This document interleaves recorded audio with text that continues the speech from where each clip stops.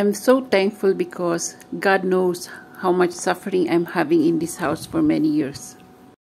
God heard the prayers of my heart and He intervened, causing this flood so that we can move out from this house.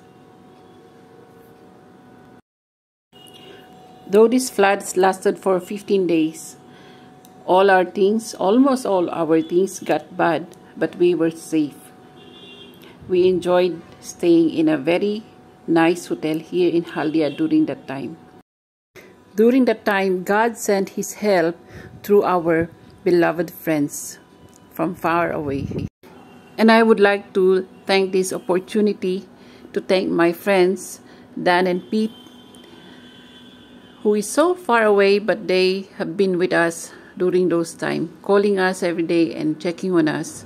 And even Rena, Krishnendu, and Madhu. I'm so thankful for you guys, even though you are so far away that time. Your calling, your presence, and your help of finances was a big thing for us. At the same time, I also want to acknowledge a friend of mine, Martha, for being there always to talk to and also praying with us. And a lot of you who have been praying with us, our family in the Philippines, as well as some of our friends here in Haldia. I also want to say thank you to Shubhashri and her mom for helping us find an apartment during that time. Though we were not able to stay in the apartment they found for us, we are so grateful for the help you have given us. Sa iyo, O Yahweh, kami dumadalangin, nawa kami iyong dinggin. Sa iyo, O Yahweh, aming inilalaga ang aming mga pasanin, pagkat ikaw lamang ang tumutugon ng bawat panalangin. Sa iyo kami, O Diyos, laging umaasa at nagtitiwala.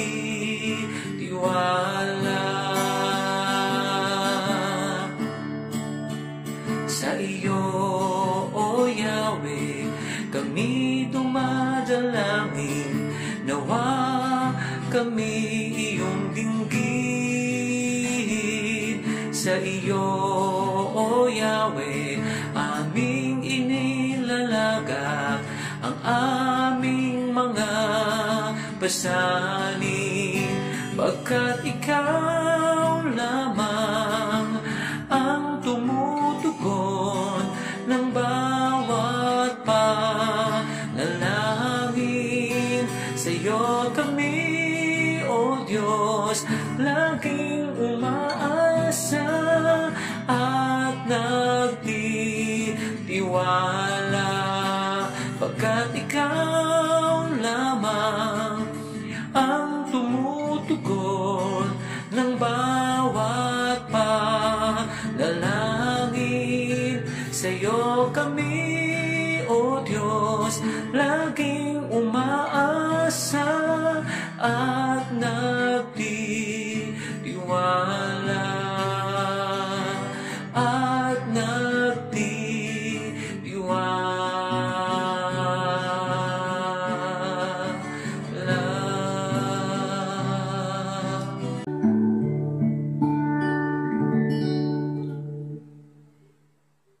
Kung ano ang ipag-uutos mo, hindi ko susuway sa'yo. Magpapasakop lamang sa kalooban mo, ako'y maglilingkod ng tapat sa'yo. Kaya kong talikuran ang mundo at ituon ang paningin sa'yo, pagkat sa'yo lamang aking natagpuan kapayapaang wala sa sanlibutan.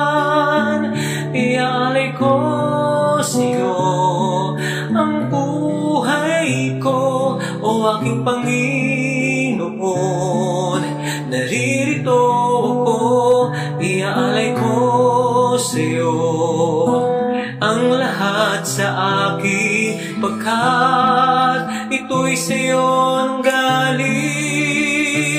Ialay ko sa'yo ang puso ko, ang aking buong lakas ay ibibigay sa'yo, dahil ikaw lamang ang karapat-dapat na pag-alayan ko, Panginoon.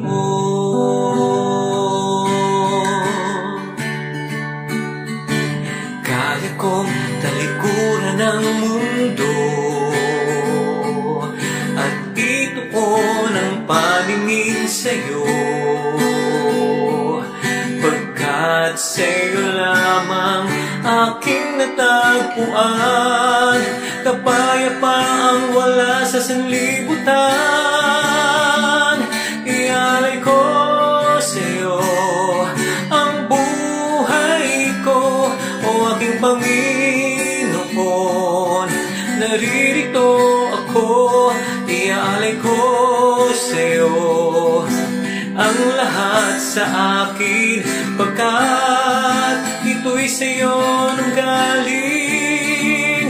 Ialay ko sa'yo ang puso ko, ang aking buong lakas ay ibibigay sa'yo, dahil ikaw lamang ang karapat-dapat na pag-alayan